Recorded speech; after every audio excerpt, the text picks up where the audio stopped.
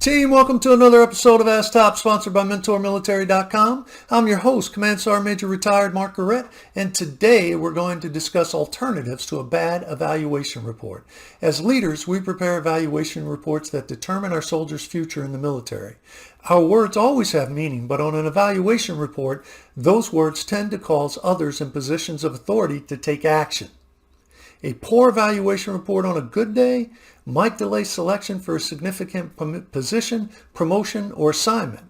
On a bad day, it will most likely result in the soldier being separated from service.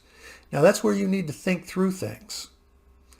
Sometimes the way you write that evaluation report, maybe all you want to do is keep that soldier in a position a little bit longer so that they can get experience, knowledge, wisdom, and maturity.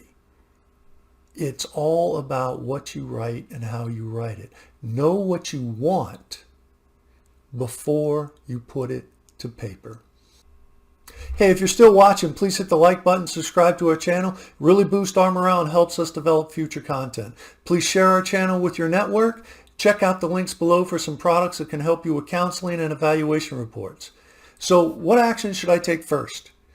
First, apply the whole soldier concept. AR 635-200 discusses the whole soldier concept, meaning look at the entire soldier, not just what they're doing now, but what they have achieved in the past. What are they likely to achieve in the future? What is their level of maturity and experience?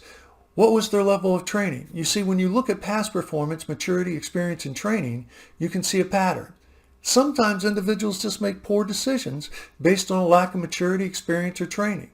In these situations, it might be appropriate to give the soldier the benefit of the doubt when the situation permits. So the next thing you should do before writing an evaluation report is to set your emotions aside. Look at the facts. Determine what you plan to say. Examine the unintended consequences of your actions. Then begin writing. Once written, set it aside for a while. Then think about it. Make your adjustments, and before you submit the report, ask yourself, is this a fair and accurate report based on facts? Have I prepared this report as if it were my own? Have I portrayed this soldier's performance to the best of my ability? And where appropriate, have I given the soldier the benefit of the doubt? Remember, there are cases that are cut and dry. These decisions should be easy to identify, but usually as leaders we have other alternatives that we simply fail to use. If a soldier has no business in the Army or as an Army leader, then the decision is usually easy. The key is to know the difference between individuals that need to be removed from the Army and those that just need a nudge in the right direction. Before you prepare a bad evaluation report, there's some questions you should ask yourself. 1. Did the soldier willfully make a choice that was prejudicial to the good order and discipline of the Army? 2.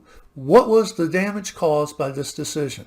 Was anyone hurt? Was equipment damaged? Was there damage to or harm to the Army's reputation?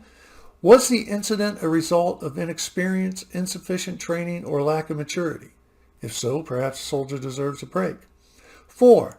Is the bad evaluation report being directed by senior leaders? If so, remember, what you put on that report, you still have a choice in how you say it and what you say. That is your decision as the raider or senior raider. Nobody can force you to change what you put on that evaluation report.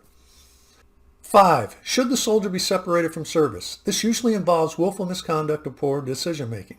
6. Is the soldier to be retained in service? If so, how do you intend to hold them accountable and still retain them? 7.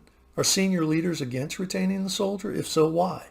Hey, consider putting together a decision paper as to why the soldier should be retained and present it to the chain of command, asking them to look at the whole soldier. Ask the chain of command to look at the soldier's level of maturity, experience, and training. You can make a difference in the life of a soldier if you take your time and think through the situation. Was the action based on a lack of maturity, experience, or training? Hey, if so, maybe the soldier deserves the benefit of the doubt. 9. Are my actions appropriate? Meaning, am I treating this soldier the same way I would treat others given the same situation? Now, once you've answered these questions and thought through the entire situation, you can begin assessing your options. If the situation was clearly inappropriate and rises to the level of reduction and or separation from service, then the choices are usually easy. Just make sure you look at the whole soldier and the complete picture. In all other cases, you have options, especially for those lacking maturity, experience, and training. These include 1, corrective training. Sometimes all it takes is appropriate corrective action designed to properly train and educate a soldier. Remember, smoking is not corrective training. It's abuse, and you can be held accountable for abuse as a leader.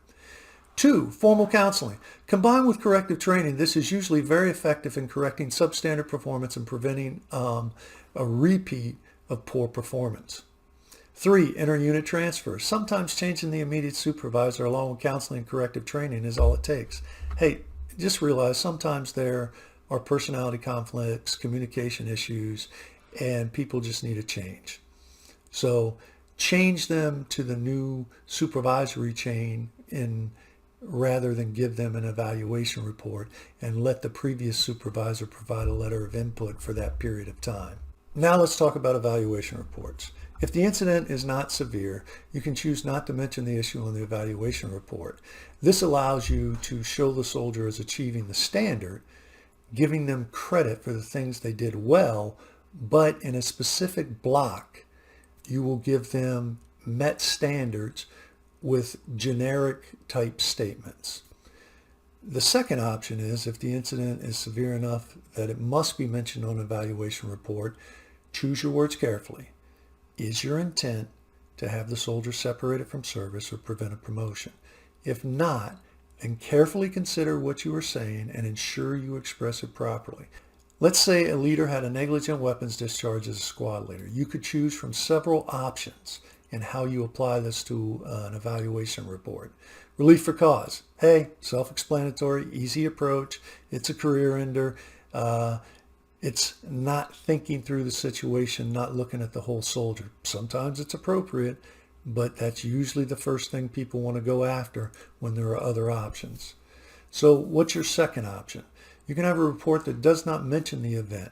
It can be a very average report, giving the leader credit for what they did well and gives them an average rating in the appropriate block.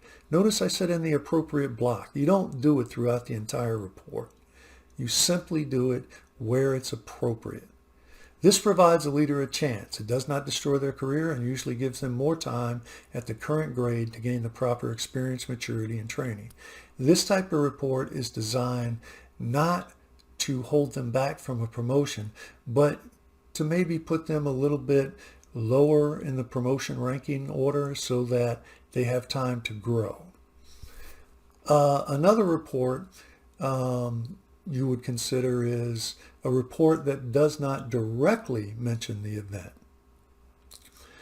In this situation, you would make a statement something like, the soldier would benefit from additional weapons training. It's a statement that addresses the issue but does not destroy the soldier's career, but does hold them accountable, as senior leaders that read the report will know something took place. Another option is a report that directly mentions the issue but provides insight and perspective to the issue. The report might read, due to lack of experience, the leader was involved in a negligent weapons discharge using a clearing barrel. This leader has exceptional potential and should be retained as they have learned from this experience. Regardless of how you choose to handle the situation, make sure you give the soldier the benefit of the doubt by examining all your options. Sometimes a soldier will give you no choice but to submit a poor evaluation report. Just make sure you have looked at all your options, made your decision based on the facts, the whole soldier concept, and the soldier's future potential. If you have not already done so, hey, reach down and hit that subscribe button to the channel and spread the word about the channel throughout your network. Remember, I'm Command Sergeant Major Retired Mark Garrett, and until next time, stay safe and stay healthy.